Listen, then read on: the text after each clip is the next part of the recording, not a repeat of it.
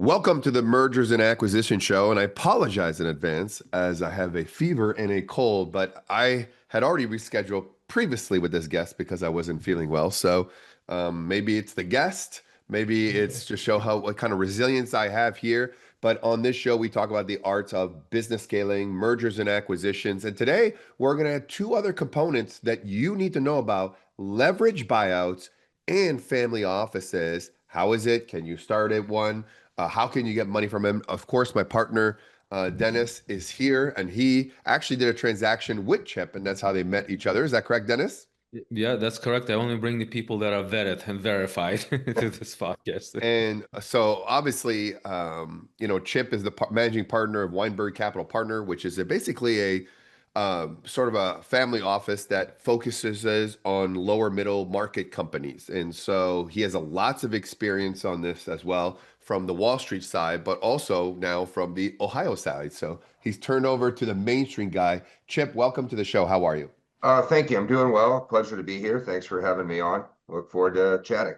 So just from a 30,000 foot view, Chip, a lot of people now want to look into mergers and acquisitions. Either they, for themselves, for their own companies to roll them up, or just acquire companies, which was really kind of, I started in the real estate space, so that was kind of like really easy to do. Property's worth, 200,000 and put 50,000 in, and then it's going to be worth 400, right? And in business, it was always seemed like buying and selling companies is a very insiders club and a Wall Street thing and not really for the masses.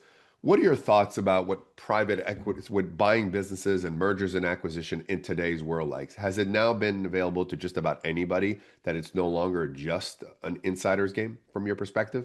I think anybody can learn to do it, just like any skill set. And there's an element of being an insider, but that just comes over time and being out, meeting people, and becoming part of it. It's not that individuals can't gain the skill set and join it. And of course, with a lot of things, there's different levels. I mean, it's different if you're trying to buy a publicly traded $2 billion company than if you're trying to buy a small family business. So let's talk about just before, what is it that your firm does in terms of that? So we talk about middle market business acquisition. What is that? And to really define to what it is. And sounds like this is the majority of our audience. That's something that would be there because we don't want to compete against the Apollos, KKRs, and Blackstones of the world. Right. And even within the middle market, that's the term that can have a broad gamut of range of size of deals.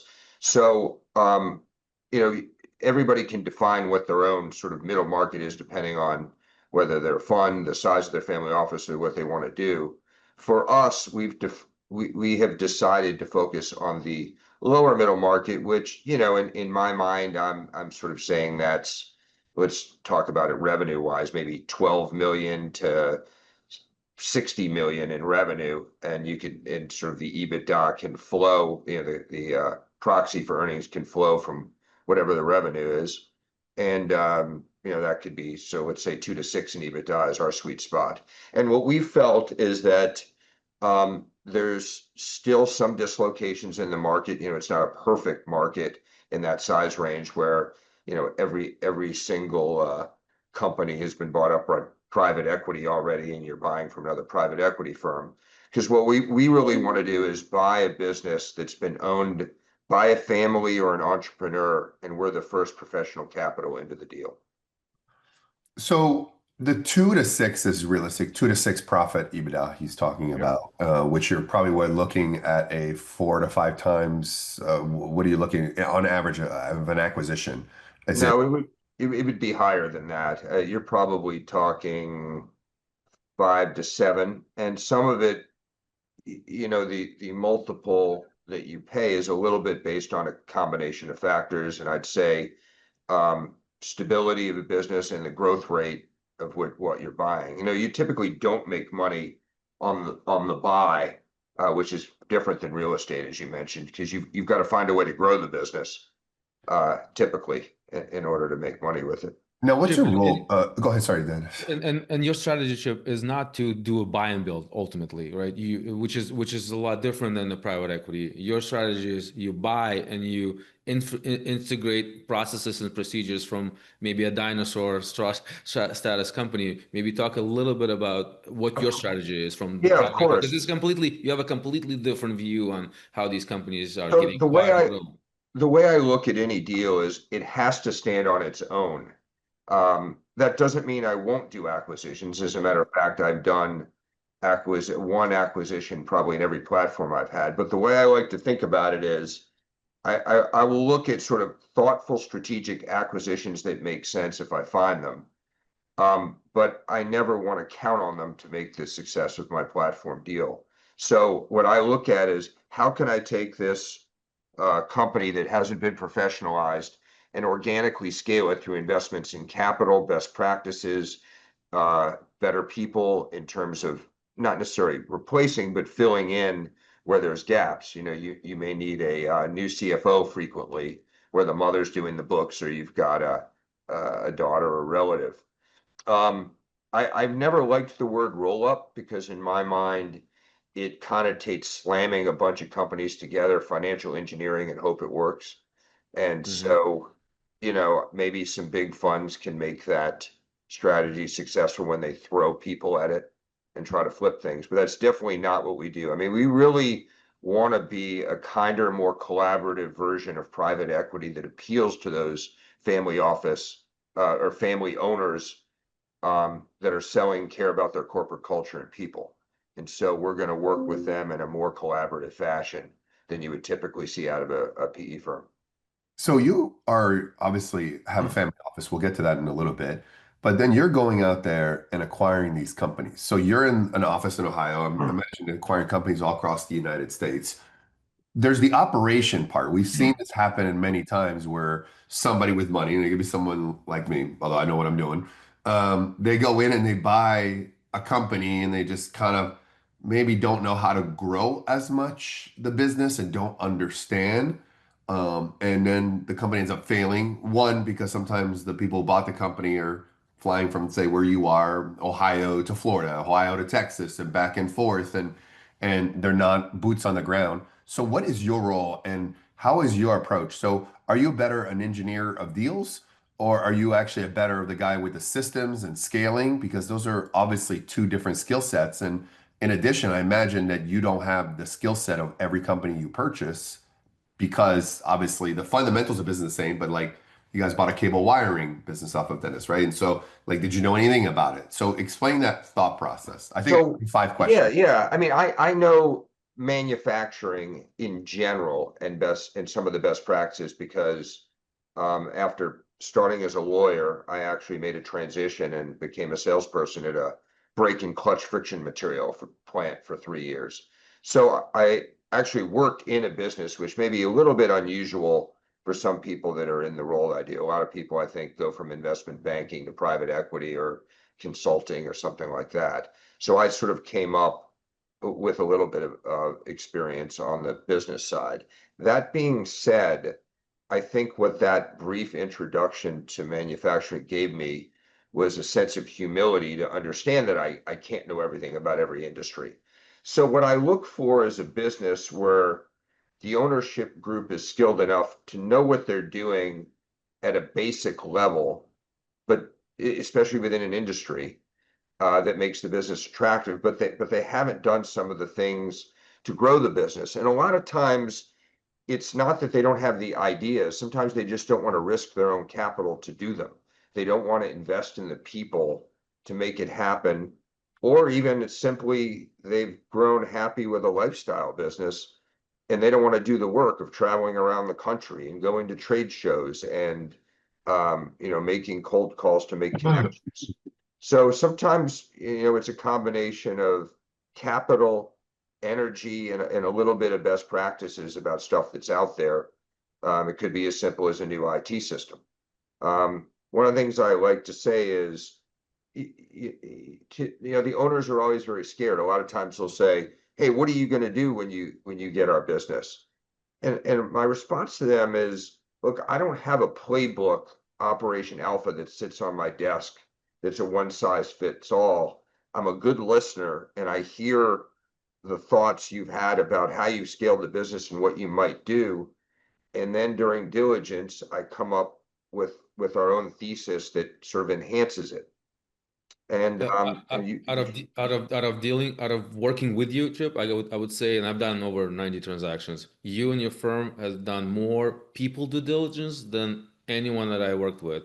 You've from Ohio, you made multiple trips, multiple dinner trips. You brought your whole team through this process, and it's unusual. Even earlier on in the time that you spend so much time doing your due diligence on the people side, which we often don't see. So Are you saying he's a pain in the ass, Dennis? Is that he what definitely you're saying? he's definitely a pain in the ass. Should I translate that?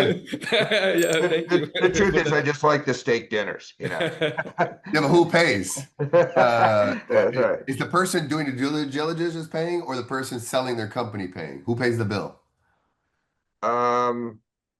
You know, it sort of depends. Sometimes, certainly always offer to pick up things, but usually when we're being hosted, a lot of times they will, but I'll try to pick up some. You know, Chip, I've got a broken hand. So what happened is, and then my Apple Pay doesn't work for some reason when I'm in Russia. So I've been no money down dinner approach. Just letting you know in advance.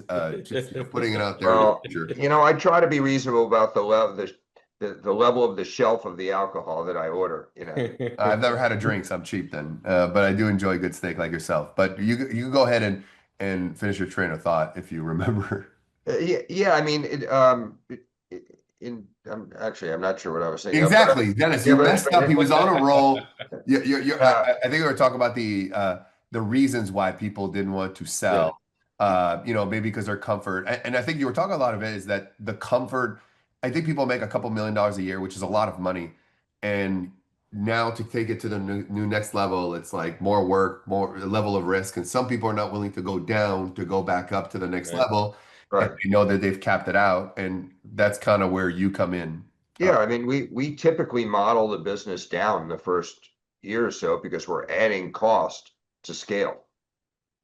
So can you give us a deal that you did? Take us through a transaction from start to finish. Like you're kind of interested. Is this the type of thing where you wake up one day and you say, "Hey, I want to go look at this type of company," or a guy like Dennis calls you and says, "Hey, I've got this guy that's potentially got this company," and then take us through the process of like all the way to the exit, and let's see how your mind thinks. Okay. Well, I'll give you, before I narrow in on the specific, I'll tell you in general, there is no one repeatable path to get a deal. The way I look at it is it's an accumulation of a snowball effect over years and being out in the marketplace and meeting lots of people and staying in touch with a lot of people.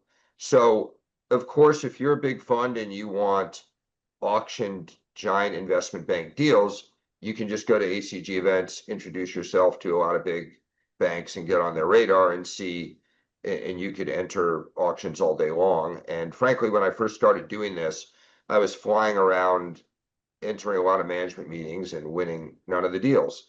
And so when I started thinking about it a little bit more, I'm like, all right, I need to focus on the type of process where I have a better chance of winning, where we're going to be relevant to the seller and it makes sense.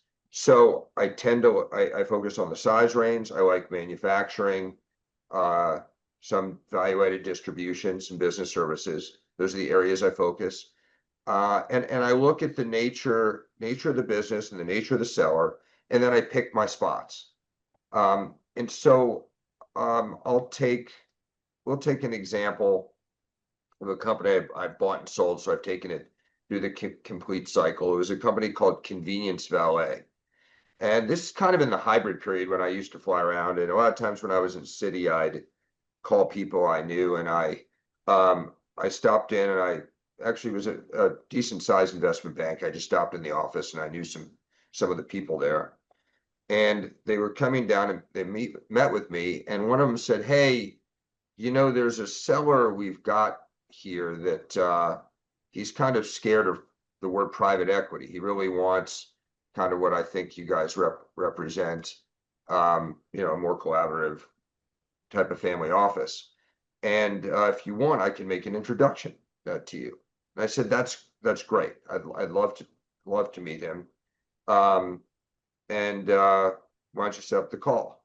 So I did, and I had a call with the owner, and it went well. I introduced myself, and I said, look, if you're interested, I'll just fly out and have lunch with you. And that's sort of an unusual, I think a lot of people, they're more formalized about their processes. I'm more than willing to hop on a plane and go have coffee, lunch, dinner with somebody to get to know them and try to see if I can get them over the hump of the sort of the fear quotient of the process.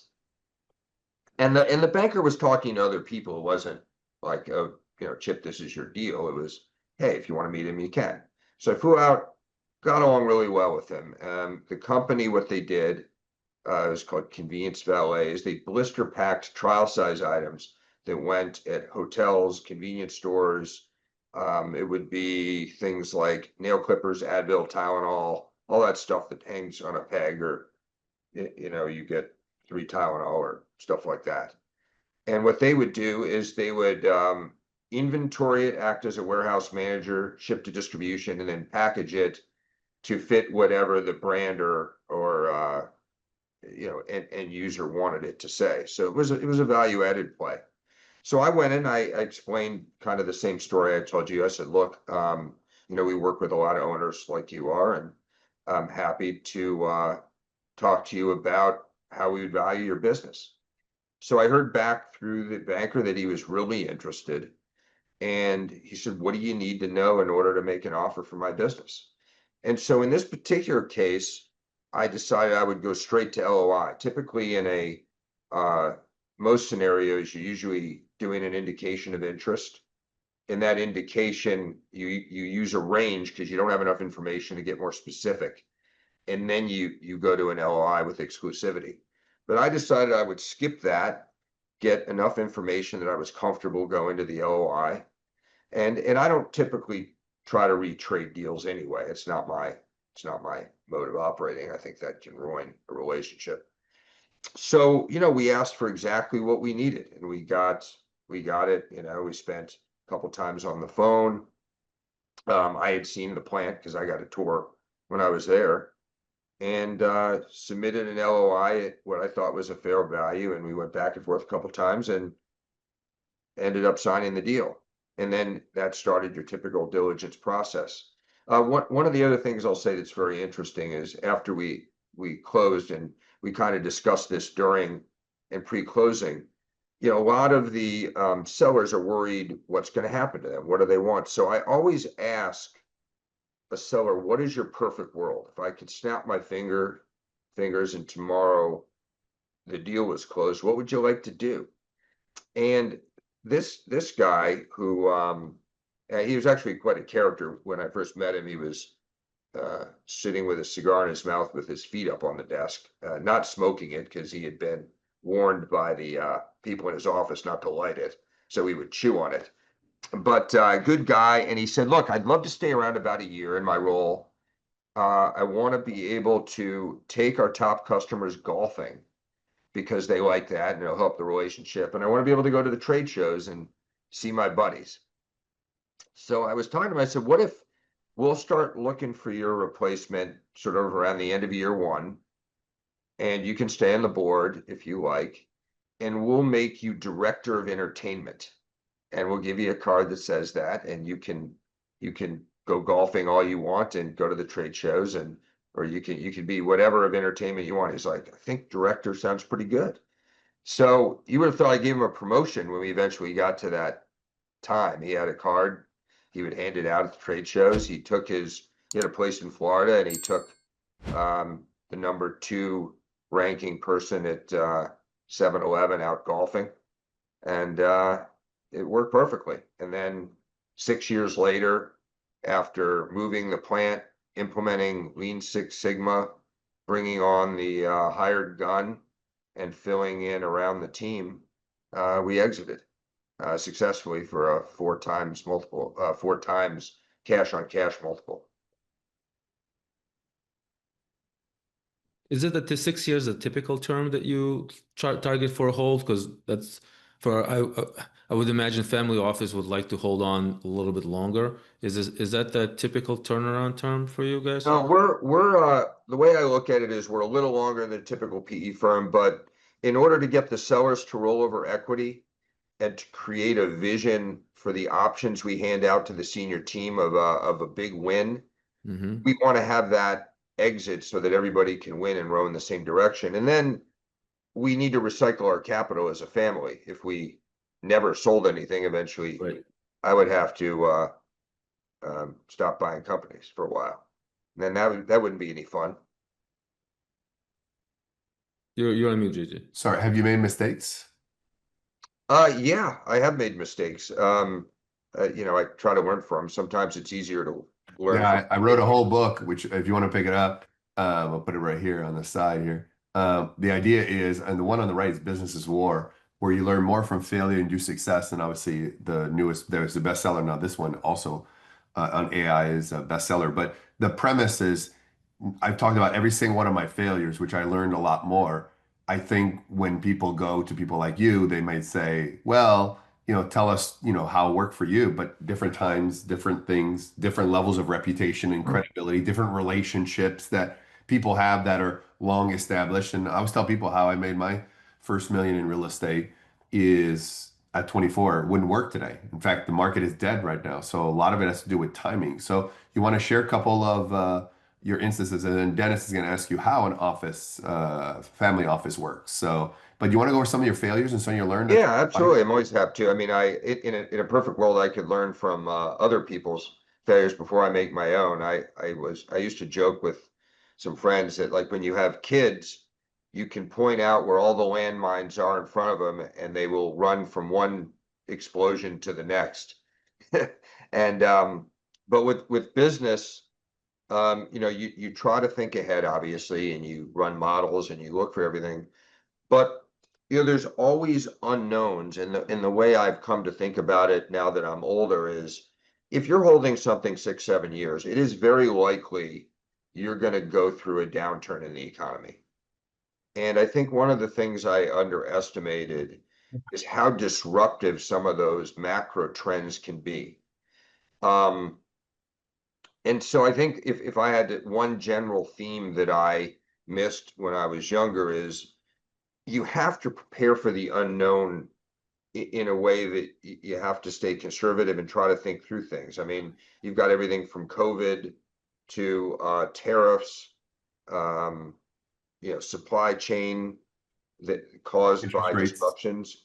So I'd say my first mistake was not realizing it was in 2008, and we had bought a mattress manufacturer, before the downturn. And if you looked at the numbers, it had 20 straight years of uninterrupted average unit selling price going up and growth in sales. And there was a saying that if you buy a mattress company, you're locked, you can't lose. And they had diversity in customers, all the things that you sort of usually use to check the box. And what happened during the downturn is a lot of these small independent channels that I had that formed the basis of the customers, a lot of them started going out of business. Mm-hmm.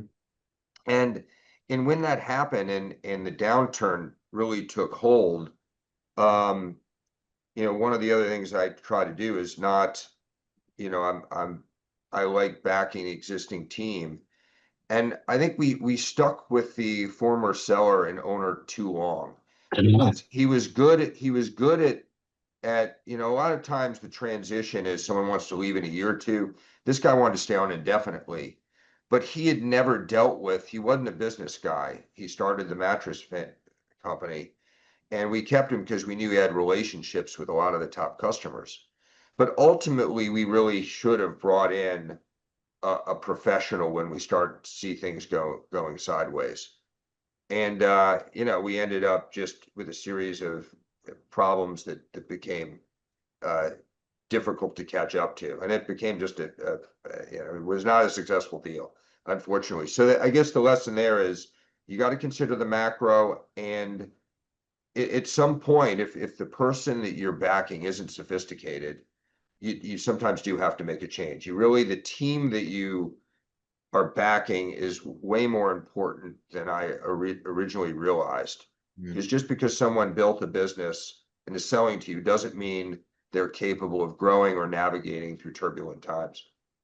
Do you ever get mad? Like, do you ever yell at people? Because you don't really come across as a yeller, or you're just like so nice and calm. Like, do you get upset?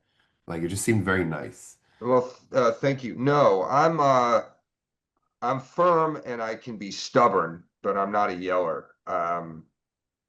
Because it's just not really in my nature. I mean, that's not to say I've never gotten mad, but and yelled, but no, it's not stylistically something I do.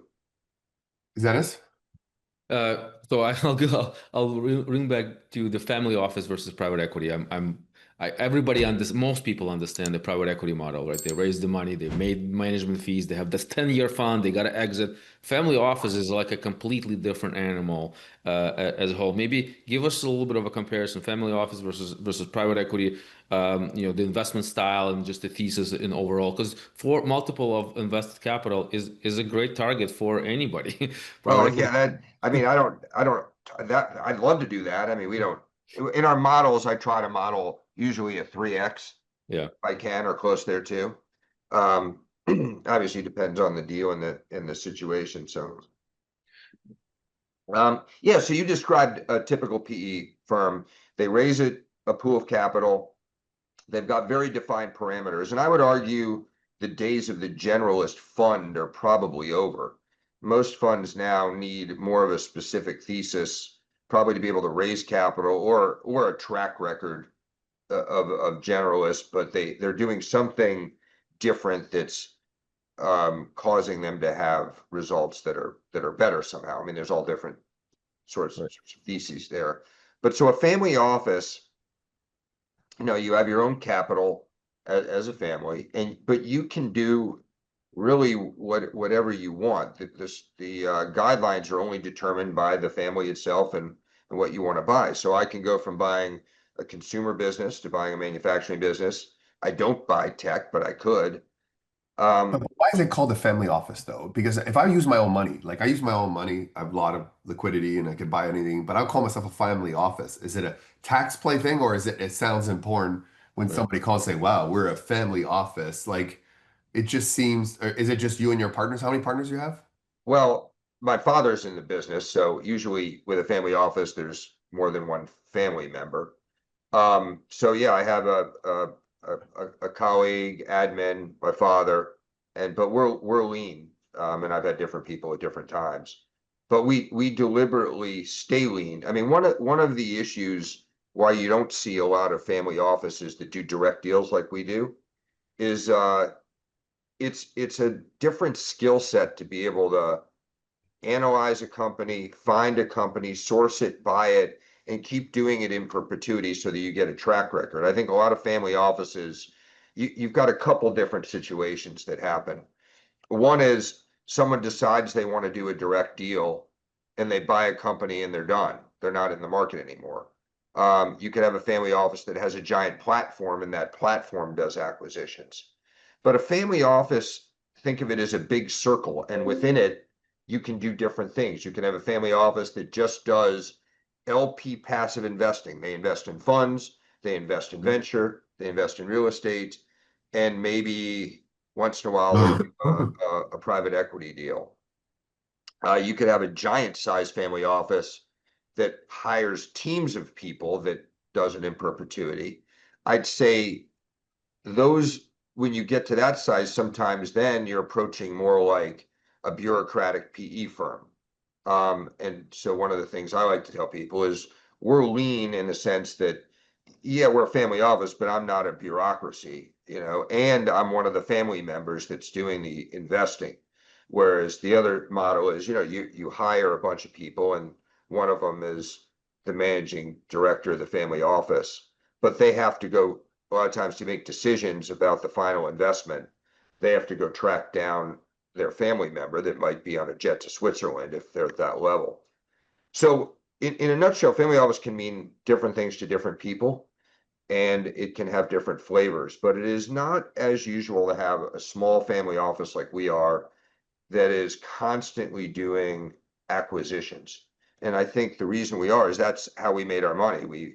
My father was a deal guy, and did an LBO and then grew it for a 22-year period. And then that's where we acquired the money. And so the skill set that I acquired was one of being able to do acquisitions. So I wasn't coming from a different background. That's what I learned how to do.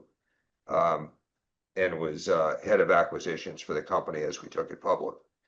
I don't know if that answers your question, but So it's not something. It's basically you basically take your own money and call, but you could just call yourself a regular, like an entity, right? And put your own money. I Like, is could. there any tax benefits by having a family office or? Well, let me back up a minute. We could, but we do passive LP investing also. So, as a family, you can do typical family office things. It's an easy, you know what it is? It's an easy nomenclature to understand who we are. If I just said I'm Chip and I buy businesses, you know, yeah, there's a lot of guys, but as the entity Weinberg Capital Group, we've been doing what we're doing now since my father started doing it under that name in the late 70s.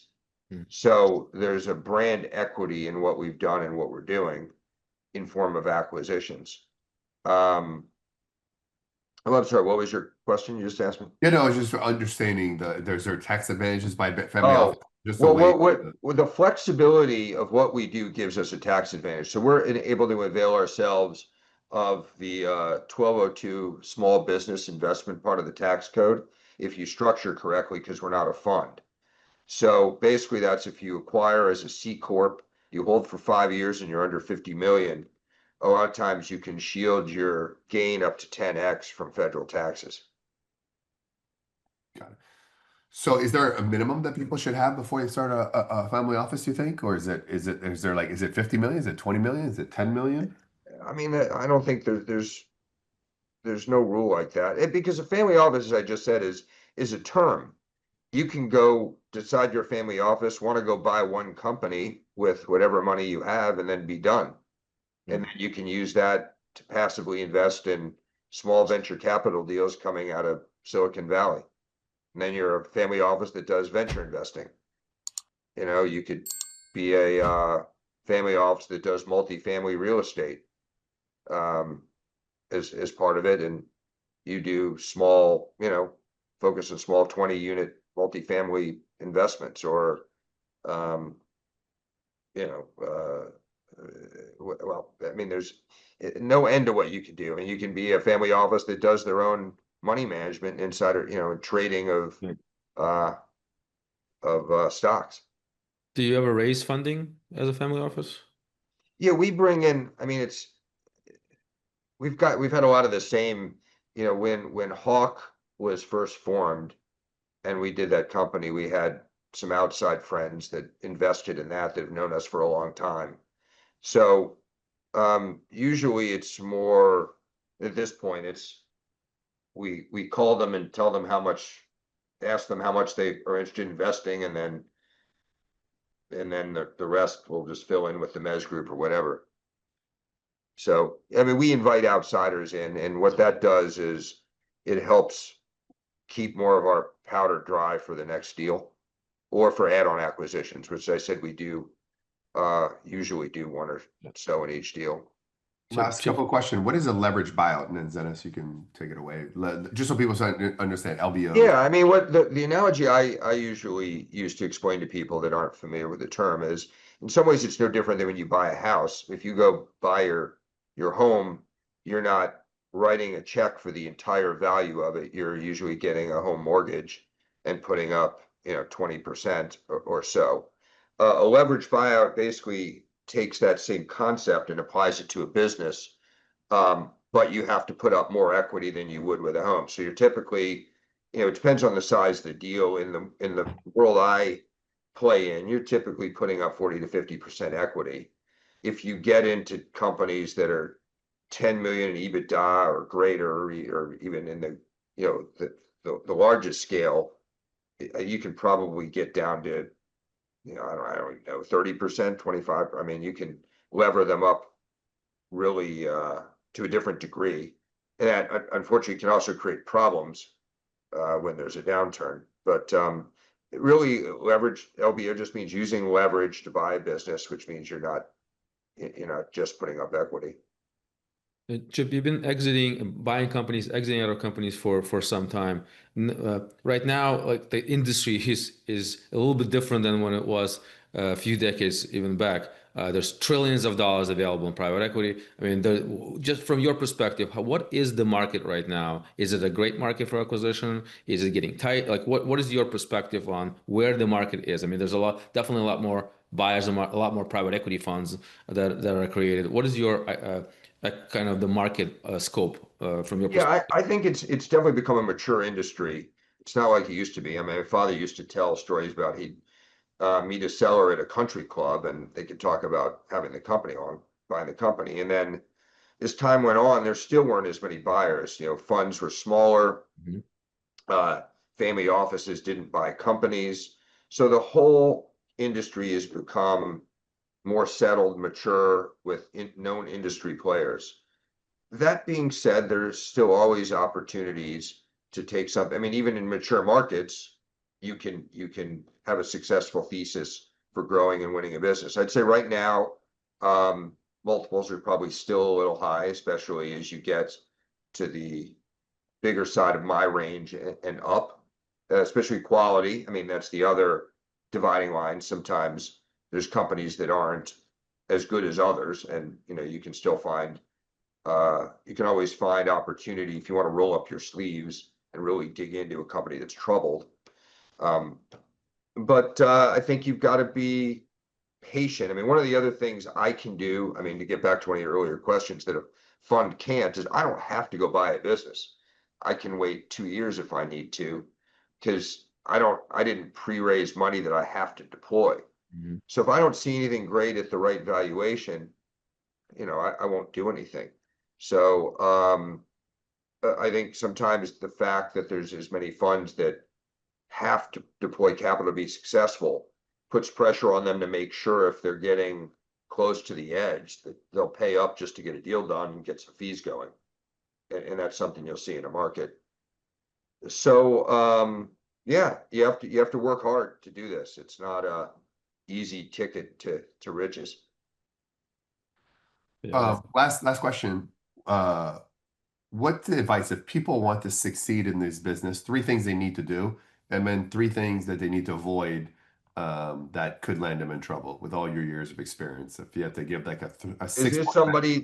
somebody that's already with the fund and is this somebody starting? If somebody who already has a fund is probably not watching this show because they think they know it all and they're not coming on here to learn someone like you, which I think is another mistake Yeah, why you see people go up and go down. So let's assume that people are, looking to venture into this game and maybe existing one will learn from this as well. But I find that those who think they're the most successful, what made them successful is learning and talking to people like you, and grow as opposed to I know it all. And then, being successful is one thing, staying successful, that's another, right. especially, you're one Well, bad deal away from doing that. yeah, no, that's right. I'd say so on the things to do side, I think it's um one is be patient if you can. Don't feel like you ever have to buy something. I think it's two is surround yourself with good people. And that means try to hire people smarter than you or with skills you don't have so that the team that you're forming to go analyze this business is excellent. I mean, I think one of the things I've learned and I know is I know where my strengths are, and doesn't bother me to be around people that are smarter and more talented than I am, so that when I go in, they're going to help me make good decisions. And then I'd say you can't underestimate the importance of the team that you're backing at the company, and that doesn't mean they all have to be um, superstars, but you have to know what their skills are and where the weaknesses are and where the relationships lie. It's about the people, and if you get the right people in the right seats, a lot of things will take care of themselves. And it may be that one person has a key relationship with the top customers. They may not be good at some other things, but you got to be very careful about, the aggregation of the people that you're buying, especially in the lower middle market. I mean, if you're buying a $100 million company, what I'm saying is kind of unique to the where you don't have as many resources that you can throw at something. And then on the, I'd say what not to do side, I think don't underestimate the effect of macro trends to the negative when you're looking at things. I think it's good to always run a business through what happens when you go through a down cycle. Because, typically, as I said, you're going to likely experience something during a whole period. I would not underestimate the risk of customer concentration in a business. Sometimes, there's no set cutoff, but what I mean by that is if you have one customer that's 55% of your business, it's not just about having a contract or how sticky it is. It's also about pricing power and their stability as a company in general. I mean, imagine, if you're one customer, all of a sudden, they start having trouble, and then, pretty quickly, it causes issues for you. And then I guess, those are really probably the main things. It's fantastic. Really, really in depth. Dennis, you want to wrap it up and put the final words here with, and then you and I will wrap it up with a final word. Yeah, again, Chip, thank you so much for jumping in. Working with you and your team, I gotta say, you guys deliver on what you promise in the beginning of the transaction, all the way to the end. One of the most professional companies that I worked with. You guys definitely know what you're doing. Very disciplined in your acquisitions, but most importantly, which resonates with me the most, is what you say in the LOI is what you do at the closing. Unless obviously there's nothing blown up in due diligence, where a lot of the people you're competing with, they go in with a great offer and then they turn everything upside down through the diligence and try to force the sellers to give in. So I got to say that I really appreciate working with you. Your team is great, and thanks for jumping in. Oh, well, thank you. Thank you very much. We try to leave a trail of goodwill behind us. Oh, you really did. I mean, Yeah, I think sure. you explained in a very simple thing. I think I could have done a 5-hour show, and I think we wouldn't have scraped anything. I think this definitely shows the type of individual you are, and that's why you're very successful at what you do. And I think you explain it in a way that a lot of people understand. And I think this show will be probably one of our best ones because it really brought it down exactly what it needs to do in a non-hype world. Because it's not easy, and nothing is, but if you have the right people and the right advice and the right team doing the right thing, then you can succeed as well. So really appreciate being on here, Chip, on the show today. My pleasure. Thanks to both of you for having me. What an amazing segment here, considering I have a fever and I am congested. I think I pulled it off, but I think you did most of the talking and do as well. And what was your biggest takeaway, Dennis, after listening to this interview? I think it's an unusual family office structure. They don't hold like, a lot of the family offices that I talk to. They hold indefinitely in those investment. They are more set up like a private equity firm, buying those companies and holding and exiting, and they have multiple different aspects of investment, which makes sense. Like if you're raising a fund and you have to buy one certain industries, you can pivot during a cycle of a fund. So I think it gives you a lot of more leverage. And I feel like there's a lot of people in real estate that are not doing real estate and holding into the funds, and real estate market is not there, that potentially might look at this as like, hey, this might be an opportunity for doing other things. So I just think he's just knowledgeable, great, and knows exactly what he's doing, and that speaks highly. Yeah, no, I really like the simplicity. I do the myth of the family office of being something magical. I think it's a branding thing that Yeah. people use. And yeah, they can invest their own money. I think it's a hi, we have a family office sounds better than I have a company that invests in business. I was never really sure about that. And I think we got the confirmation. And also a different model. Let me buy it, let me scale it. Also lean operation. Him, an assistant, and his dad. So they're probably dealing with the operators. Lean and mean, because obviously they're not taking fees. Uh, Yep. and I think that's, the model that I've always actually liked too as well.